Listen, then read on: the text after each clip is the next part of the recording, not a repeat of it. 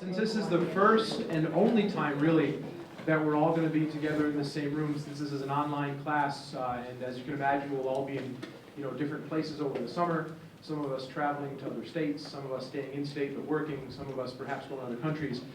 It would only be fitting, I think, that we begin with prayer. So if you'll all please join me in praying the Our Father. In the name of the Father, and the Son, and the Holy Spirit, amen. Our Father, who art in heaven, hallowed be thy name. Thy kingdom come, thy will be done, on earth as it is in heaven. Give us this day our daily bread, and forgive us our trespasses, as we forgive those who trespass against us. And lead us not into temptation, but deliver us from evil. Amen.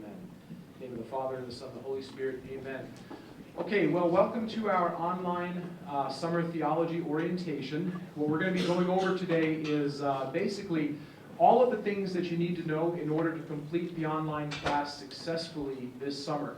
I imagine that there are students in this room that are taking both the morality class, some students who are taking the vocations class as well. Regardless of which class you're taking, everything that I say today is going to be applicable to both classes in general.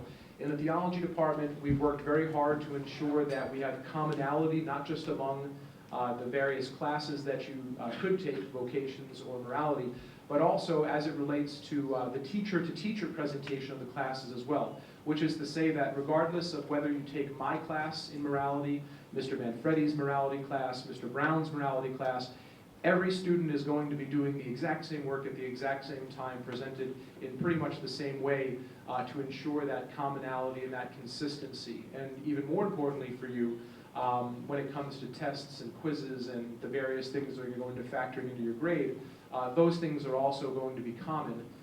So really the focus here is to make sure that you're all aware of the things that you're going to be held responsible for doing that are going to essentially factor into your grade. And this curriculum is developed that way.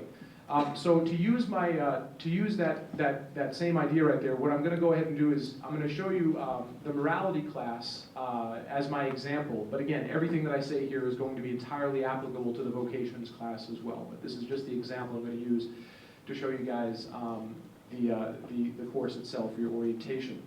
All right, now one of the first things that you want to make sure that you have accomplished, and this is really, really important for you guys to do, you want to make sure that you have a good email address linked to your Edline page. Some of you out there either have an email address that perhaps you don't check on a regular basis, or perhaps you don't have an email address linked to your Edline page, but it is absolutely imperative that you guys have an email address, and a good email address where you will regularly be able to receive messages, and you'll check those messages linked to your page, because that is how your teacher is going to be broadcasting messages out to your class over the course of the summer. I'll show you very quickly how to add that information right here. If you go to the button that says My Edline, and you go under where it says Manage Account, okay, very easy to do. It'll bring up a screen where you can, well, if you're like me, you can add a picture of yourself.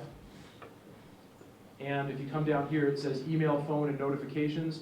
If you edit, click on Edit right there, it'll give you an option to add an email address. I can add another email address, add a new one, I can delete the old one, or whatever. But again, the point is you want to make sure you have a good email address linked to your Edline page, because that is how your teacher is going to be sending messages out to the entire class. If your teacher sends a message out to the class that somehow modifies the work that week, presents something perhaps additional, and you didn't get it because you didn't have a good email account, that's on you at that point. All right, again, it would be sort of along the same lines of your teacher saying something in class and you just weren't paying attention. Well, you ought to have been paying attention, right? You ought to have a good email address linked to your Edline page. So please make sure that you guys have that taken care of, and that will alleviate any issues in that regard. Also, if your teacher needs to communicate with you directly for any important reason, if you're missing a grade or an assignment, or if you have a question, that's how your teacher is going to get your email addresses through Edline. So please, again, make sure that you have a good email address linked to your Edline page. I can't overemphasize that point. All right, I'm going to open up the syllabus, and as you can imagine, this is a morality syllabus, but again, I'm going to focus on the points here that are common between both morality and vocation. So I'm going to scroll down in the syllabus to the section that says Standards of Evaluation. So just to be on the same page and to be clear, this is how your grade is going to be calculated over the summer. 40% of your grade is going to be tests and quizzes. 40% of your grade is going to be the weekly assignments that you will complete. And then you'll have a 20% portion of your grade for the final exam. So yes, you are reading that correctly. There is a final exam in the summertime that's going to be posted during your fourth and final week of summer online theology. And how you perform on that exam is going to be worth 20% of your grade, okay? The exam is comparable, incidentally, to the exam that students would take during the regular semester course, essentially assessing you on the same material that you would have learned had you taken this course during the semester. Under special requirements, again, this is common to both the vocations and the morality class. I'm going to read through these points and elaborate when necessary. Number one, it says students are to be able to dedicate roughly 10 to 15 hours per week for classwork assignments. All assignments will be posted by 3 p.m. on Monday of the current week, and all assignments will be due by 3 p.m. on the following Sunday. All right, so your teacher will have every week your assignments posted 3 p.m. Monday.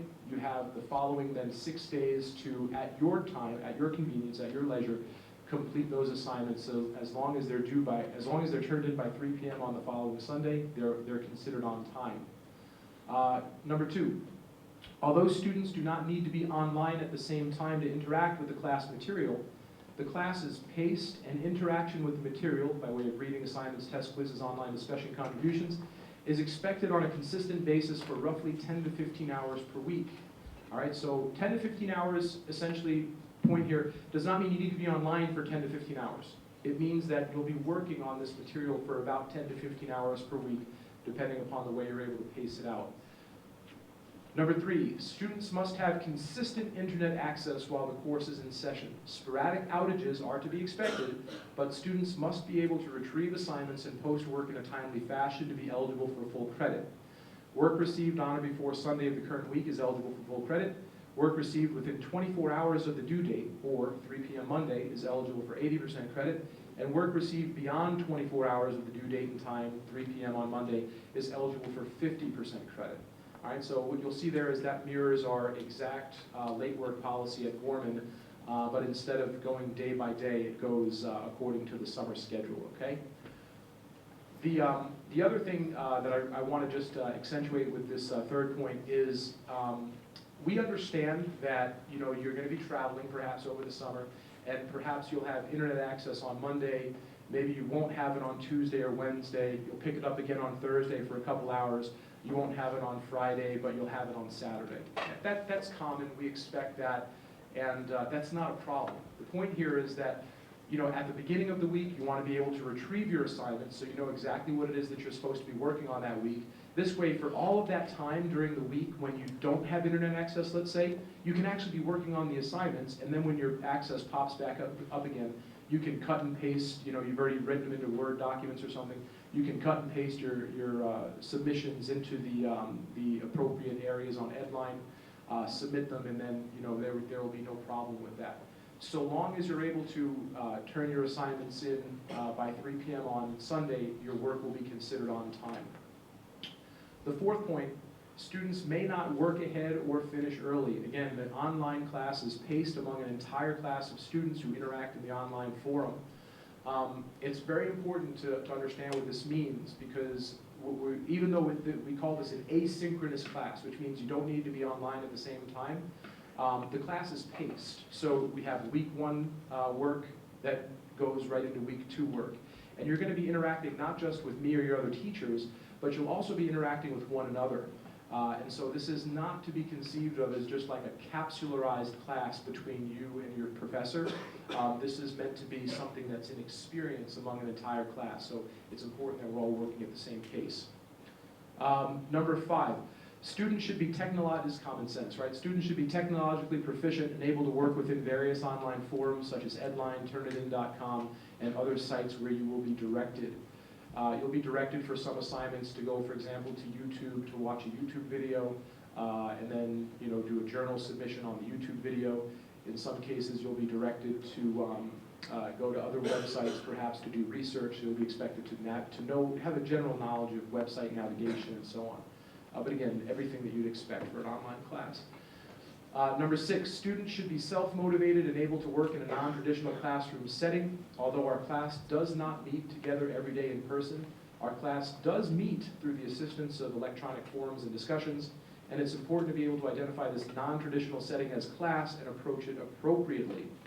All right, so again, even though we don't meet together every day in person, when we're online, that's our class. So we should consider that the same rules essentially that apply to a regular class are going to apply to our online interactions. But just in case, there are some questions about what those are, this is the third and final section I'm going to go over with the syllabus that talks a little bit about standards of conduct. How are we to interact with one another in this new and exciting way?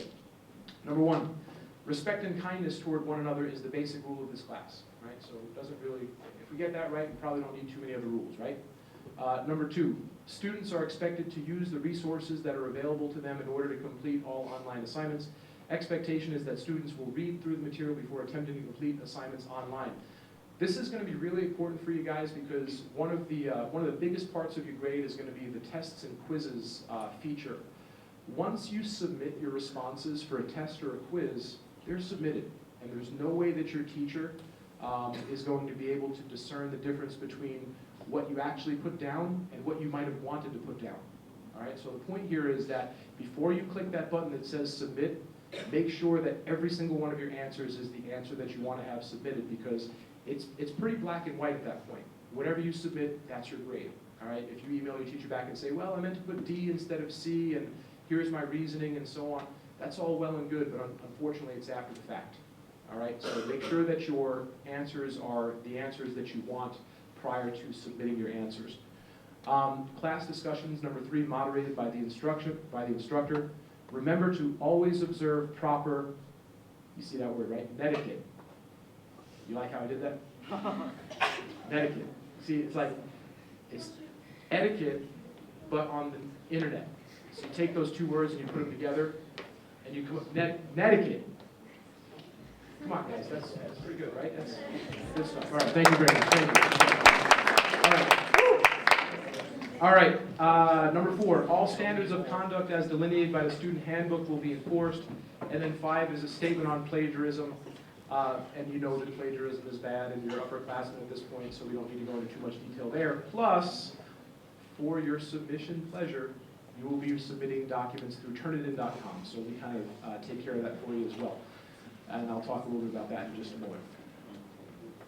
All right, so I'm going to navigate back over to our Edline page. And again, this is our model that we're going to be using to show you guys the way that the classes are set up. At the beginning of every week, I guess first I should also say that your Edline page is going to look slightly different than mine. I have a master user account, so you're not going to see everything that I see over here, but you'll see some of the things depending upon what I make visible for you. So just know that if there's a chance that you're in this class and maybe you're following along with me and you're saying, my Edline doesn't look like yours, that's the reason why. I have the master user account and you're looking at the student account, okay? The first thing I want to click on here is weekly listed assignments. Weekly listed assignments are also going to be linked to the calendar of the current week that you're in. So when I click on this folder, you see that we have all 4 weeks of assignments right over there. I'll click on the week 1 assignments because, again, this will be consistent whether you're in the vocations of morality. This is what you can expect to look at in terms of what your assignments are going to look like week to week. First thing we start off with is a curriculum focus, which talks about how what we're going to be doing that week corresponds to the national standards of the USCCB curriculum. Second, we talk about the learning outcomes, which are the things that you're going to learn by the end of that week if you complete the assignments the way that we intend for you to complete the assignments. And then finally, we have the assignments themselves. Okay? So this is the part that you're going to be most concerned with, I'm sure, because this is what you need to do each week in terms of getting a good grade. So you can see this week, this is week 1 morality. You're going to read chapters 1, 2, and 3, and we give you the text page references right there as well. You're going to complete case studies from the text on those pages and submit your work in the case studies folder on the Edline page. You'll complete the week 1 journal entry found in the student journal folder. You'll complete group discussions 1, 2, and 3 found in the student discussions folder. You'll complete the week 1 vocab quiz and tests and quizzes folder, submitting your responses to Turnitin.com. And then finally, you'll complete the week 1 exam in the tests and quizzes folder. So that's an entire week's worth of work right there. And as you can see, when we tell you that we expect you guys to be working for about 10 to 15 hours per week, that's about 10 to 15 hours worth of work right there between the reading and the actual completing of the assignments and so So again, it's realistic in terms of the time expectation that we have for you for the online class. Now, how do you actually complete this work? I want to go over this with you a little bit as well. I'm going to jump down to the journal entry over here just to show you the way that journal entry, because journal entries, and if you're in the morality class, case studies are submitted in exactly the same way. So I'll jump down to the journal entries just to show you what that looks like. Let's go back to my class over here. All right, so the instructions were to complete the week 1 student journal entry found in the student journal folder in the content section. So if you go to the content section, you see there's a student journal folder. If I click on that link, you see that it brings up this where it says week 1 journal entry. I'll click on week 1 journal entry, and again, you won't see this next screen because this is a master user screen. You'll be directed to a screen that looks exactly like this. Okay. And you can see the assignment here says, watch the YouTube video found at the following link. And then the question, how does the idea that you cannot separate the moral actor from the moral action affect you, and so on. And what you'll do, quite simply, is there's a text box down there. You'll type your response, I believe, ... and I cannot spell. I believe, and then you see up at the top, you have 3 options: submit the survey, save as a draft, or cancel, okay? You see that Edline tells you that your work is going to be automatically saved as a draft every 2 minutes. However, let's say you're working on this late at night, you're exhausted with your brain power, you want to pick it up again in the morning. You just click this button right here, save it as a draft, that's your safeguard. Just make sure that you have it saved. This way, next time you come into this screen, your work will be right there in front of you. When you're happy with your work submission, you click submit the survey, and it's going to go automatically to your teacher. Okay? This, incidentally, the student journals, which are common to both the vocations and the morality class, and the case studies, which are for the morality class alone,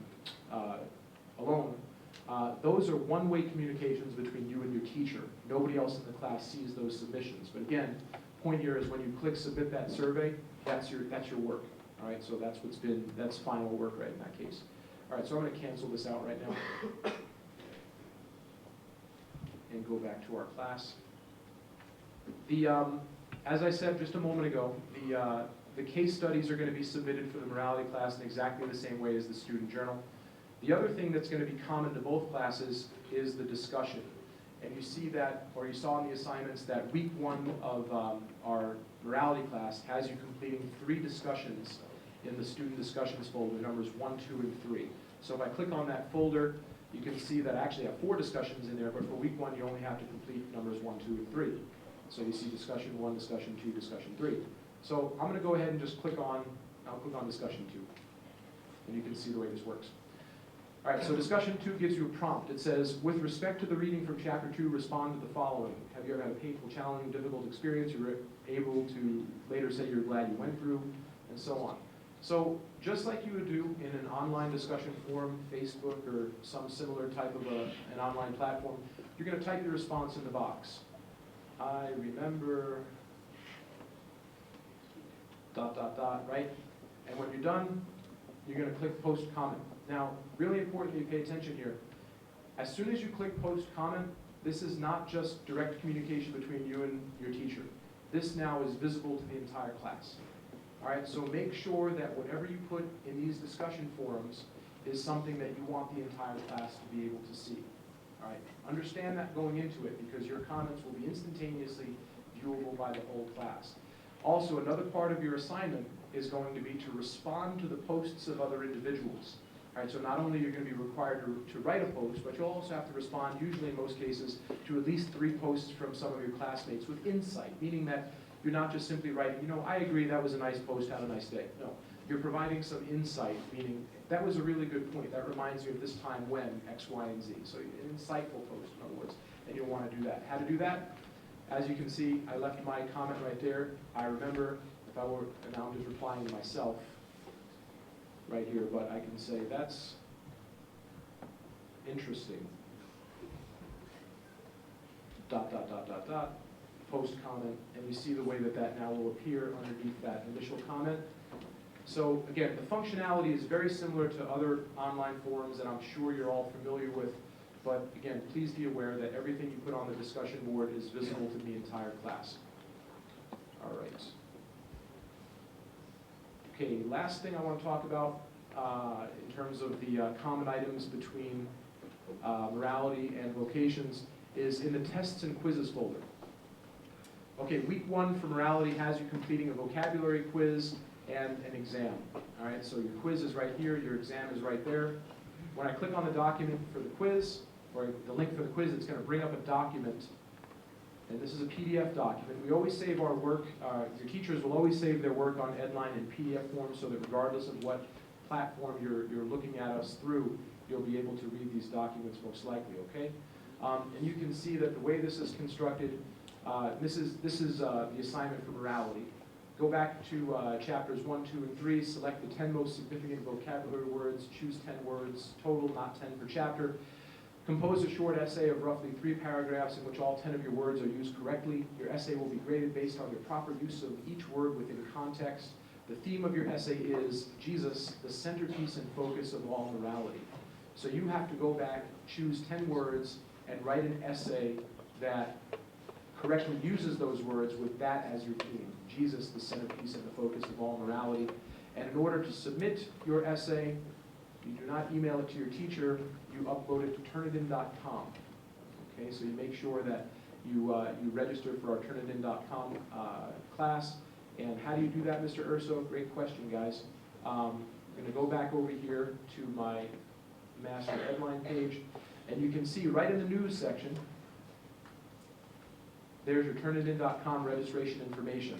So all of you have Turnitin.com accounts. You use them in your English classes quite frequently. What you're going to do is register for this class, if you're in the morality class, this section that is, by using that class ID and that enrollment password right there. Now, each class ID and enrollment password is going to be different depending upon what section you've been assigned. And you will not know this information until you actually look at this class on your Edline and see which section you have to enroll in Turnitin.com. Just because you and your friend might be taking morality at the same time over the summer doesn't mean that you're in the same class. You might be in my class, your friend might be in Mr. Manfredi's class. So you need to go to the page to see what your enrollment password and class ID are to make sure you get your right class registered on Turnitin.com. All right, so that's how you'll submit your quizzes. Your tests, some of you, I can imagine, have taken Edline tests before. In the event that you haven't, I'll show you what that looks like. I just clicked on the link that said week 1 test chapters 1, 2, and 3, and that's what this looks like right here. So this is your week 1 test. And I should tell you that actually this is not your week 1 test in reality. This is just a sample that I uploaded to demonstrate for the purposes of today. But the way that you answer your questions, true, false, these are not the right answers necessarily. True, so you just bubble in your answers, and then at the end you want to, when you're, again, 100% satisfied that these are the answers that you want, you submit. You submit it because that's going to then be your final submission. Okay? All right. The next order of business is going to be to dismiss you guys section by section in order to get your textbooks for your summer class. We have textbooks set up for you in the classroom or the lecture hall immediately out these doors over here. But before we do that, I wanted to give you guys an opportunity to ask any questions that you might have while you have your teachers here with you. So does anyone have any questions that might be beneficial for the good of the group? Questions, sir?